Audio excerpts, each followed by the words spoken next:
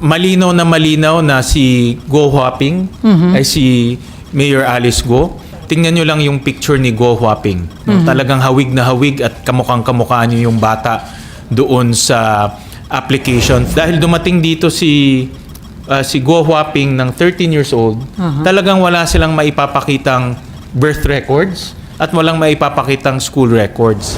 Si Alice Go, ginawang Filipino para makabili ng lupa, para makatanggap ng pera, para maipatayo yung pogo. Yung kanyang birth certificate ay ma-invalidate. Yung mga impormasyon na binigay ay mali-mali. No? Hindi siya magiging Filipino. Unang-unang kumbinsido ako na si Go Huaping ay si Alice Go. Kumbinsido ako doon. Tatlong dahilan. Una, tingnan nyo lang yung picture ni Go Huaping. No? Yung similarities hindi natin matatanggal eh. No? Talagang hawig na hawig at kamukhang-kamukha nyo yung bata doon sa application for Special Investors Resident Visa. Pangalawa, doon sa dokumentong yan, nakasulat kung sino yung nanay niya. Si Wen Yilin. Yun yung sinasabi niyo before. Oo, na sinasabi natin sa mga naririnig namin information, si Wen Yilin ang nanay, biological mother ni Alice Go. Doon sa application nila for Special Investors Resident Visa, nakasulat doon si Wen Yilin ang kanyang mother. No? At yung address ni Wen Yilin doon ay the same address na nasa Valenzuela. No, nakasulat doon 58 T. Santiago Street, Valenzuela. Yun ang exactly the same address na nakalagay sa incorporation papers ng mga Go families. No? T. Santiago Street, Valenzuela City. No? So, yung papel sa Special Investors Resident Visa at yung mga incorporation papers na tugma yung address. So, ibig sabihin, consistent si Wen Yilin nakatira doon sa Valenzuela address. At pangatlo, kung titignan natin yung kabuuan na storya, dahil dumating dito si Go Huaping ng 13 years old, talagang wala silang maipapakitang birth records at walang maipapakitang school records. Kaya nagsinungaling sila doon sa birth certificate dahil wala nga maipakitang records. So, ang naging daan nila para mabigyan siya ng Filipino citizen, Filipino citizenship ay yung peking birth certificate na nagsinungaling yung kanyang tatay at sinabi niya na Filipino siya, Filipino si Amelia Leal, therefore Filipino si Alice Go. No? So, in other words, pag titignan mo yung kabuuan storya, parang ngayon lumilinaw na kung bakit pineke yung kanyang birth certificate. So sir, can we say wala nang lusot si Mayor Go dito? Ako, malinaw na si Go Huaping ay si Mayor Alice Go. At magbe-verify pa kami ng mga ibang information para ma-establish yan. But initially, I'm very, very confident na iisang tao si Go Huaping at si Alice Go. So once na may establish, sir, lalabas ba na maraming tayong batas na nilabag itong si Mayor Go at ang kanyang pamilya? Well, unang-una yung birth certificate system natin, linamag nila. Sinabi ko nga, binaboy nila yung late registration para mabigyan siya ng Filipino citizenship. Dahil kung Filipino citizen ka, pwede ka magtayo ng negosyo, pwede ka bumili ng lupa, pwede kang tumakbo for public office. At kung titignan natin kabuuan, na nakakatakot rin yung nangyari dahil with this late registration, nakatakbo. Talagang nanalo. No? Sabi ko nga, naisahan tayo dito dahil nanalo itong kandidato na dala-dala niyo yung fake birth certificate niya. No? At ang nakakatakot dito, baka may iba pang ganitong case sa Pilipinas. Hindi lang natin alam ngayon dahil hindi high profile. But sabi nga ng Philippine Statistics Authority, meron silang 300 na cases of late registration na irregular, of which 60 plus ay nakakuha ng passport. No? So, makikita natin na talagang malaking reforma ang dapat natin gawin sa pag-i-issue ng birth certificate at ng late registration. Sir, the mere fact na yung documents galing ng Bureau of Immigration at saka Board of Investment, so ito rin ba hawak na rin ng Office of the Solicitor General para dun sa magagamit nila dun sa co-warranto case? Magagamit nila yan. ang aking panawagan sa Office of the Solicitor General, kumuha na ng official documents kasi ito pinadala sa Senate. Sila mismo kumuha ng official documents from the from the Board of Investments, from the Bureau of Immigration, para official yung hawak nilang dokumento. Although itong si Mayor Go sa pamamagitan ng kanyang abogado, dinideny niya yung documents na hawak niyo, sir. Yeah, dahil ang narrative nila nabuntis nung kanyang ima yung kasambahay. No, yun ang narrative nila. But if you look at the 4 late registration birth certificate, meron na 4 eh. Kay Alice Go, kay Sheila Go, kay Simen Go, kay Wesley Go. Pare-pareho yung nanay. Si Amelia Lial in those 4 birth certificate, late registration birth certificate. So ibig sabihin 4 na beses na buntis yung kasambahay. No? So by that alone, para magdududa ka, diba? Na 4 na beses nabuntis yung kasambahay nila at ipinganak 4 na yung magkakapatid na yon, no? Okay, Mav. And then si Beck. Sir, ano lang po yung nakikita ninyo na posibleng motibo why they went through all these lengths para makakuha po ng Filipino citizenship? Yung naturalization process natin medyo mabusisi, no?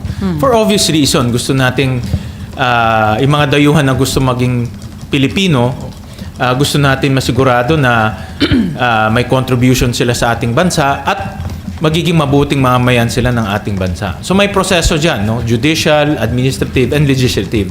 Kung matatandaan nyo, dito sa Congress, marami tayong ini-sponsor na maging Filipino, no? Iba ay sports personalities, athletes, iba ay tumutulong i-promote yung bansa natin. So alam natin itong mga taong to ay magiging produktibong mamayan ng ating bansa. Tinignan rin namin yung lahat ng legislative naturalization process for the last ilang years yun? 20 years? Wala kami nakitang Go Huaping o wala rin kaming nakitang Alice Go. No? So, hindi siya dumaan dito sa Kongreso. No? That's for sure. No? At nag-issue na ang PSA na walang naturalization papers si Alice Go. Nagbigay na sa amin ng certification doon. No? So, pinapacheck lang namin sa judicial kung merong naturalization process through the judicial route. But, yan kasi mahirap eh. Dapat patunayan mo na maganda yung ginagawa mo dito, patunayan mo na magiging mabuting mamamayan ka. So, mabusisi rin yung proseso. Pero tama yon kasi hindi naman tayo pwedeng basta-basta mag-naturalize. No, gusto natin masigurado, matiyak natin na maayos itong ina-naturalize natin. Pero obviously, sir, napakarami pa ring loopholes kaya nalulusutan, di ba? Actually, dapat tignan natin yung mas malaking larawan, the bigger picture na naaabuso talaga itong late registration natin. At ang nakakatakot dito, pwede silang bumili ng lupa. Yan ang shortcut para makabili ng lupa. In fact, nung tinignan namin records between 2008 to 2011, si Go Huaping at si Alice Go nagta-travel sila in and out of our country.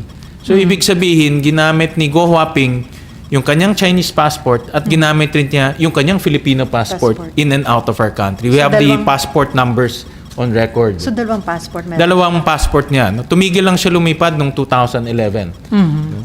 So, from 2008 to 2011, nakita namin itong dalawang pangalan, si Go Huaping at si Alice Go, lumilipad at the same time. So, most likely, ginamit niya yung dalawang passport niya. Sir, next week, may another hearing, yung Committee on Women. So, invited dito ulit si Mayor Alice Go at kukonfrontahin niyo ba about this document? Yes, definitely. No, iko-confront namin siya at gusto namin marinig yung kanyang sagot. But by the statements of his lawyers, obviously, i-deny niya yan. Ano? So, but matibay na ito. I think itong ebidensya galing sa Board of Investments, matibay at nagpapatunay na si Go Huaping at si Alice Go, iisang tao lang. Sir, initiative ng BOI at saka ng BI yung pag-provide sa inyo ng document para makatulong sa investigation ng Senate? Hindi, nung binigay sa amin ng BI yung passport records ng kanyang ama, si Guo Jiangjong at si Wen Yili, nakita namin na yung visa nila is Special Investors Resident Visa. No? So that's yan ang visa na ginamit nila para makapasok at labas sila ng bansa natin.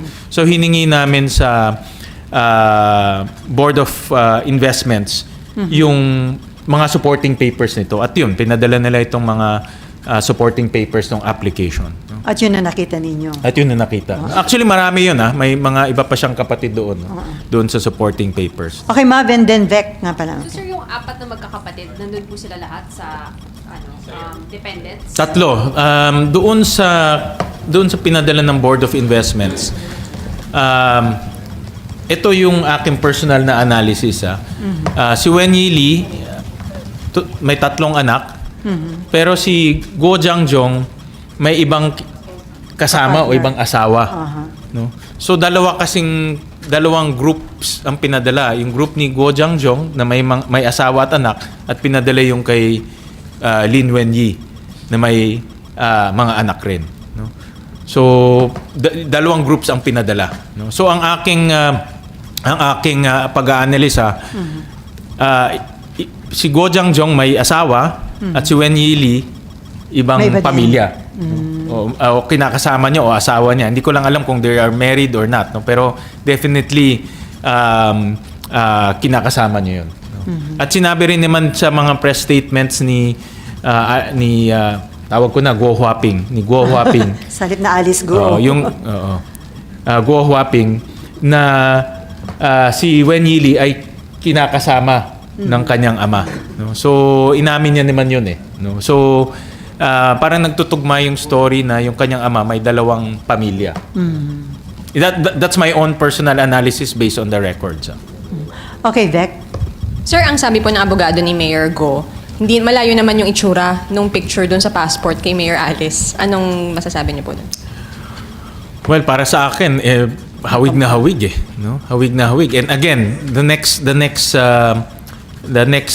corroborating data, si Wen Yilin. No, doon sa data, si Wen Yilin yung nanay at ang dependent daughter, ang tawag ng BOI dependent daughter, ay si Guo Huaping. No? So that's puts them together in that document. No? Yun yung magkasama in that document. And then you said, sir, na may malaking reforma na dapat gawin sa pag-issue ng documents. Ano po specifically yung dapat mabago or gawin? Yan ang dapat nating pag-aralan mabuti. No? Iniisip ko nga na dahil dapat talagang may accountability yung dalawang dapat may accountability. Una yung taong nagpanganak, no? The midwife, the hospital, even yung maghihilot, dapat siya mismo tumistigo personally na siya yung taong nagpanganak doon sa bata, no? Dahil hindi pwedeng blanco 'yun eh. Yun yung direct evidence na siya yung tao na doon at nakita niya yung bata. Pangalawa, pagdating sa pag hospital nangyari yan, dapat may accountability rin yung hospital na siya na mag-provide sa Register of Deeds na talagang pinanganak dito sa amin itong batang to, no?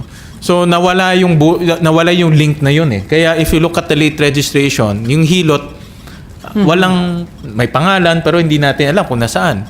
Doon naman sa other late registration nila, may midwife pero walang nakasulat kung ano yung license number, kung ano. So, hindi natin talagang alam kung sino yung taong nagpanganak doon sa bata. No? Butas yun eh, hindi natin alam yun.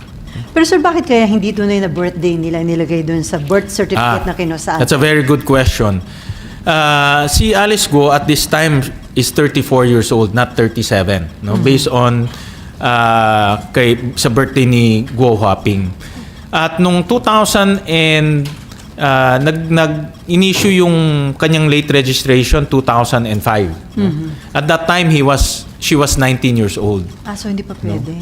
So pagbabawasan mo ng 3 years, yung 19, magiging 17 lang siya. So, pero at that time, bumibili na sila ng lupa. Nag-incorporate na sila ng papers. So hindi ka, pag minor ka, hindi ka pwede bumili ng lupa, hindi ka rin pwede mag-incorporate ng mga corporation. So ang theory ko, again, personal Kaya analysis ko, pinatanda. pinatanda niya para si Alice Go pwedeng mag-incorporate ng mga corporation, pwede rin siya bumili ng lupa. Pero 3 years younger siya. Yeah. So yun ang aming analysis. Okay, Cecil. And then Daniel. So, ibig sabihin, sir, hindi 37 years old si Go doon sa sinasabi natin Hindi. na. She's only 34 kasi ang birthday niya is August 31, 1990. So, additional perjury yun if ever. Tama ka doon. And then, sir, may sinasabi yung lawyer niya, si Attorney David, na somehow may violation of the Privacy Act. Daw yung SALN niya at saka yung identity niya ay hindi dapat minimade public kasi sinasubmit lang nila sa Senate. In aid of legislation lang dapat ang gamit. Lumilihis siya sa pinaka-topic I think dinidivert nila yung attention. Hindi naman yung attention. Ang punto dito is yung kanyang peking birth certificate at dinoktor yung kanyang birth certificate. At idudugtong ko rin to sa Pogo. Siguro, sinasabi nila, marami kasi nagsasabi, Pogo, paano napunta tayo doon? Ito kasing naging daan para bumili ng lupa. No? So, kung ikaw ay Pinoy at nagamit mo yung late registration para maging Pinoy, pwede ka bumili ng lupa. Pag pwede kang bumili ng lupa, pwede ka na magtayo ng Pogo Hub, pwede ka na magtayo ng Pogo facilities, at pwede na rin pumasok sa iyo yung pera. No? So, ibig sabihin, dahil Pinoy ka, pwedeng i-remit sa yung pera, ikaw na magpapatayo, ikaw na bibili ng lupa. So, importante itong anggulo na ito kasi nga, ang nakikita kong parang direction is si Alice Go, ginawang Filipino, para makabili ng lupa, para makatanggap ng pera, para maipatayo yung Pogo. So, that's the connection that I'm looking at. So pag pinag-sum up natin at mapapatunayan na hindi talaga siya Pilipino, pwedeng i-forfeit ng government yung lahat ng property. Pwede mangyari yun. Magiging defective yung purchase niya. And last na po. Sir, yun ba sa tingin mo, family lang nila Go yung nagpapaikot dito sa sistema natin? Or do you think China sponsored ito para ma-penetrate talaga yung inuunti-unti yung Pilipinas na kunin? Hindi ko alam yung ganun na anggulo, tsaka hindi ko masasabi with certainty. But right now, everything is possible dahil nga with this late registration, kahit sinong dayuhan, no? Ikaw pwede kang maging Hapon, pwede kang maging Koreano, pwede kang maging Nigerian, at dumaan ka dito sa late registration. No? At ang sinasabi ko nga, kung magiging automatic Pinoy ka through late registration, pwede kang bumili ng lupa. No, yun ang medyo dapat natin tignan mabuti dahil pag bumili ka ng lupa, pwede ka na magpatayo kung anong gusto mong ipatayo. Okay, thank you. And then Daniel and then Marlon. Hi, sir. Ako po yung di nyo staff. Sir, ingin ko Laging lang. na, ba yun? nasa likuran niyo, sir. Kala ko si ano yun Ang daming article si Senior Aguila. Sir, hingan ko lang po kayo ng reaction. Sinabi po nung company Mayor Go, parang they are still inclined na tumakbo sa 2025. Importante yung action ng Solicitor General. No? Because judicial process yan, magpa-file sila ng case at dito patunayan ng Office of the Solicitor General na hindi siya Filipino. At yun na nga, nagsinungaling sila doon sa kanilang birth certificate. So importante yan, that's the first step. Dahil kung nangyari yan, then hindi na siya pwedeng mag-file ng Certificate of Candidacy. Kasi dahil isusulat mo doon, are you a Filipino? Hindi niya na ma-check yun, yung box na yun. So ibig sabihin, sir, kailangan kumilos na ng mabilisan kasi kung malapit na yung filing. Yes, tama ka doon. Yeah, that's a very good point. Dahil October na yung filing, at kung walang kaso or in kaso pending, technically, pwede pa siya mag-file ng Certificate of Candidacy niya. Pero pwede Tama siyang ka doon. ma-disqualify, sir, in case na during the campaign, lumabas yung result. Ako, I would assume, pag final niya yun, maraming taga-Bamban magpa-file ng disqualification because of this. No? Most likely, makakalaban niya bilang alkalde. No? So, magpa-file siya. So, babagsak rin doon sa hearing. Pero pag file mo, hindi automatic yun. Magkakaroon ng hearing, papatunayan mo. So, mayroon ring round of due process. No? Si Marlon and then Nympha. Sir, as pointed out nung mga lawyers ni Guo, sabi nila, he who alleges should prove yung allegation. Meron pa ba, sir, iba pang ebidensya, documentary na makukuha pa o mapepresent? Meron pa. Hindi ko lang masabi ngayon kasi we're still in the process of validation, pero meron pa. Na direktang magpapatunay na hindi siya Filipino dahil nanay niya si Wen Yili. Meron pa. Sir, and then, what will happen kung hindi mapatunayan ni Guo yung kanyang Filipino citizenship? What will happen to her? Ang process ay nakikita kong process yan, yung kanyang birth certificate ay ma-invalidate. At since wala na yung birth certificate niya invalidated na, hindi siya magiging Filipino. No? At ang next step dyan, i-determine kung anong nationality siya. Pero siya na magde-determine nun dahil hindi na natin, Pilipinas to, hindi na natin trabaho kung ano i-determine yung nationality niya. No? Ang trabaho lang natin ay ma-invalidate yung birth certificate niya dahil nga yung mga impormasyon na binigay ay mali-mali. No? So, but ngayon kung anong nationality niya, siya na magpapatunay niyan kung ano yung magiging nationality niya.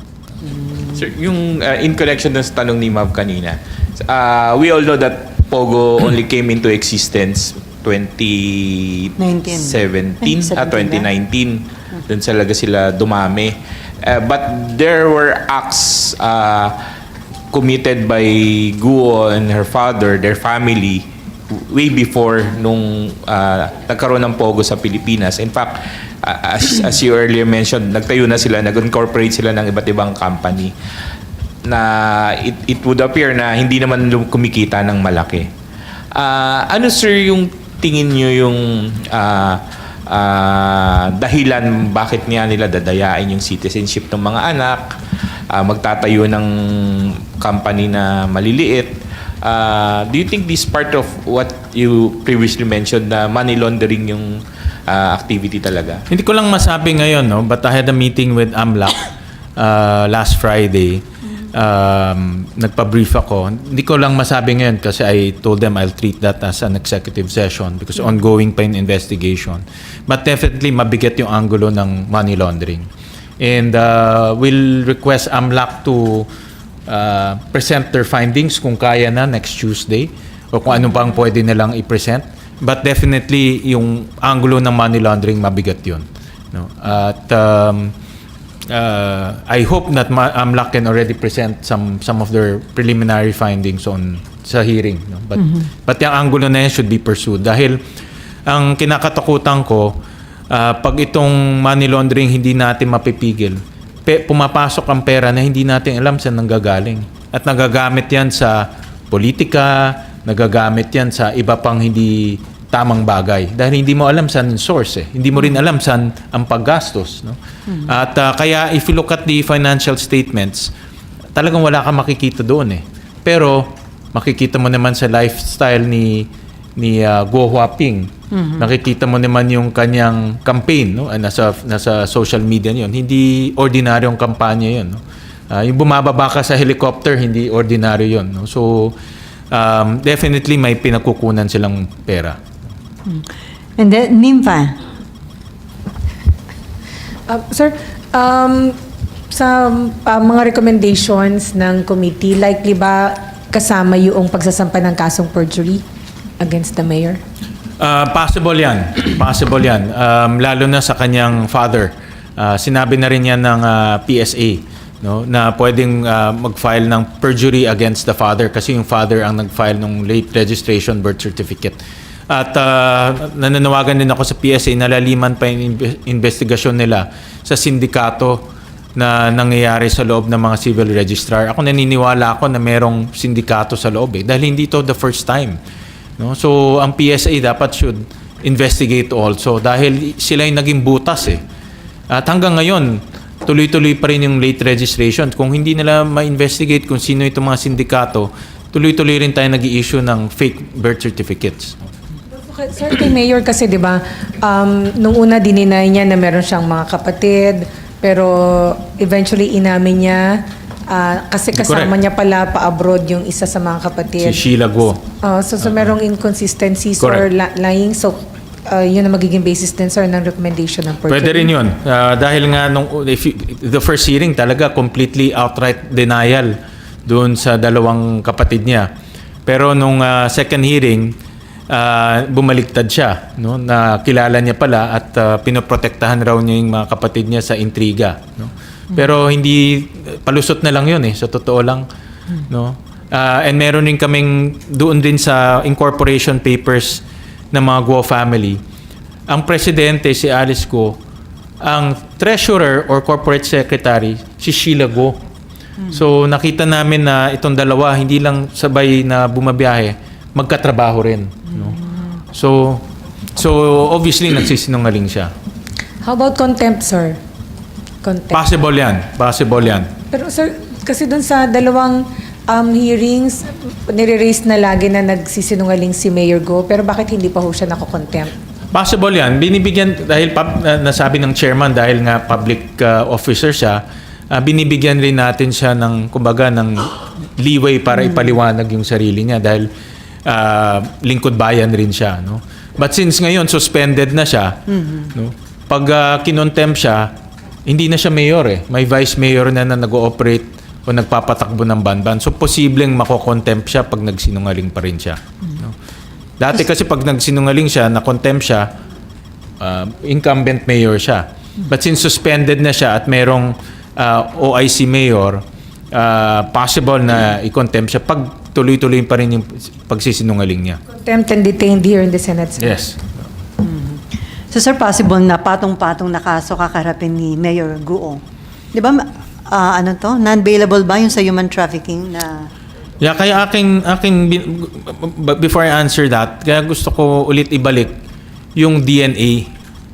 Mawawala itong accusation sa kanya kung nagpa-DNA siya at si Wen Yilin. No? As simple as that. Kung si Wen Yilin at siya nagpa-DNA at hindi sila mag-ina, mawawala lahat itong accusation sa kanya. No? So, kung ako sa kanya, magpa-DNA test na siya. Of course, full transparency, no? May mga witnesses, may media para magkaalaman na kung sino talaga ang nanay niya. Sir, doon sa hearing ba next week, kasama na rin yung nangyaring pag-raid sa Porac, Pampanga? Yes, kasama na. According to the committee, isasama na yung discussion dito sa raid ng Porac. And then, doon ba sir involved yung si Dennis Cunanan? Nabasa ko lang sa statement ni Senator Risa, being the chairperson, siyempre siya ang may call kung imbitahan si Dennis Cunanan. But nabasa ko na imbitahan siya, no? Dahil nga naging consultant siya sa Lucky South 99 at if I'm not mistaken sa Hongsheng, naging consultant siya. Both of which connected sa human trafficking, scamming, and torture. Sir, dito sa tinatakbo ng issue sa Pogo at kay Mayor Alice Guo, do you think mahaba pa ito or malapit na matapos?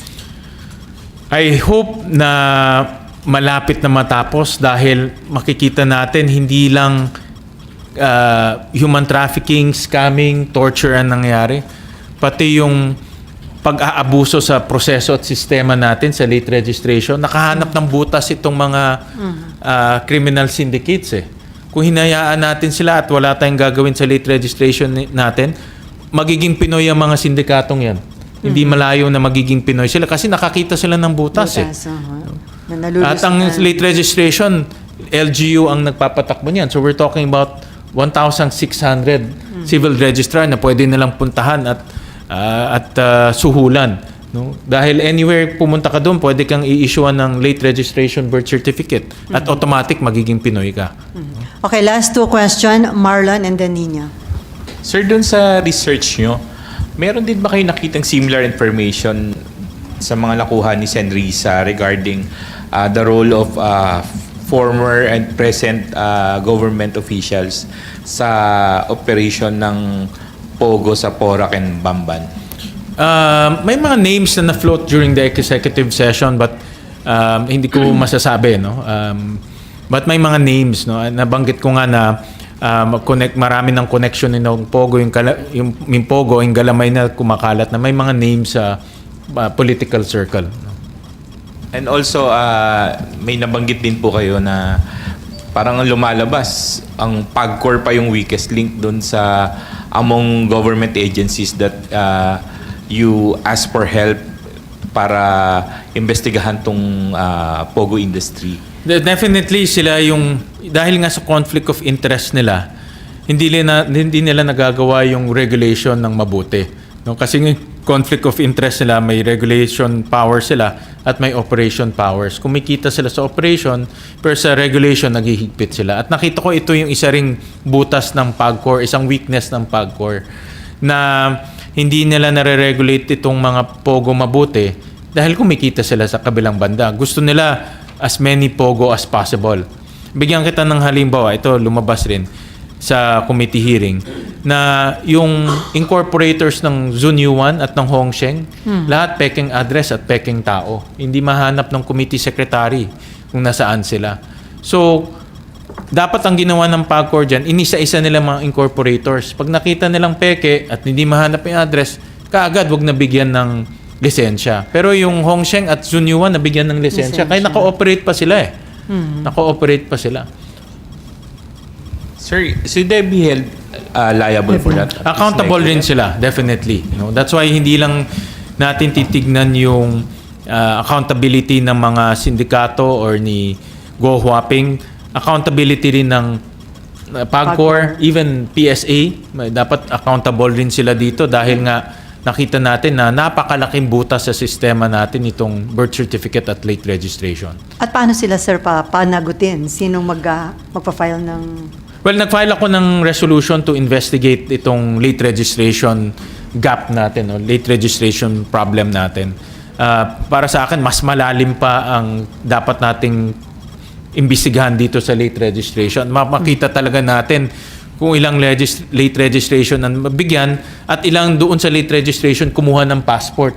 Dahil nakita ko yung trend, pag binigyan ng late registration, ang next step kukuha ng passport. Tapos sasabihin, o Filipino passport ito at Pinoy ako. No? Pag tinignan mo yung supporting documents, late registration process or late registration birth certificate ang ginawa nila. So may pattern na nangyayari. At na-detect na rin yan ng DFA na ganyan ang nangyayari.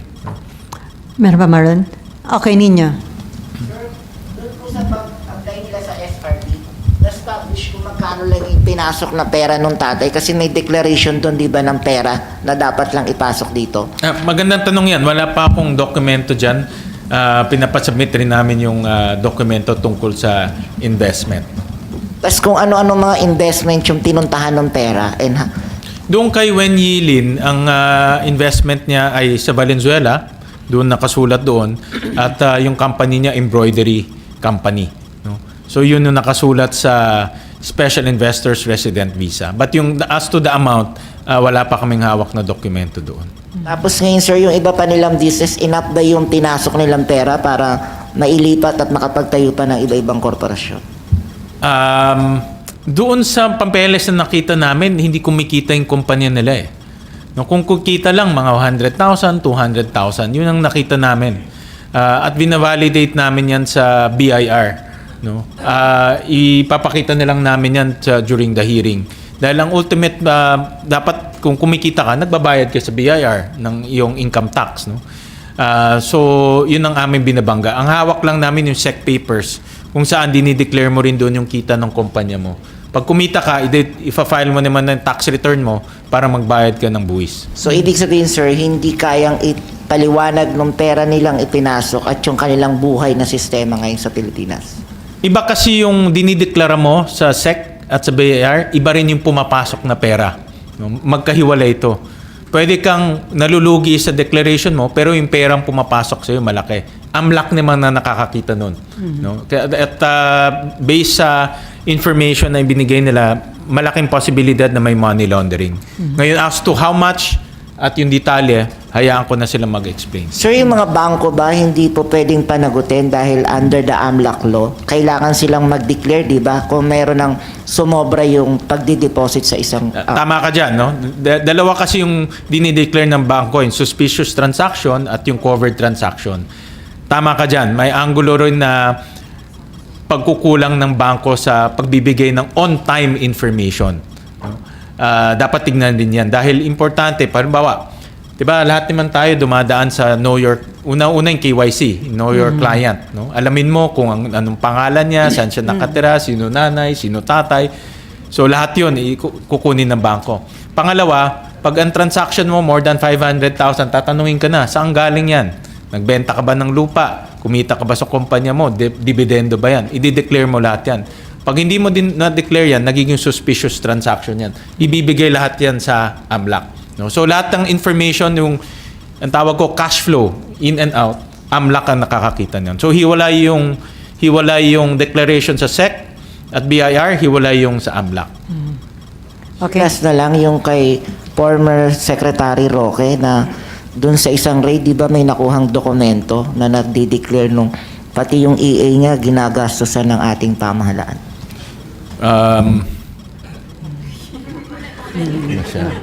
Hindi ko pa napag-aralan masyado yung angulo na yan. But definitely may nakuhang mga dokumento doon sa PORAC as to mga tanong ko kasi bakit may dokumento doon na ang pangalan Harry Roque at meron bang relasyon si Harry Roque sa kumpanya no?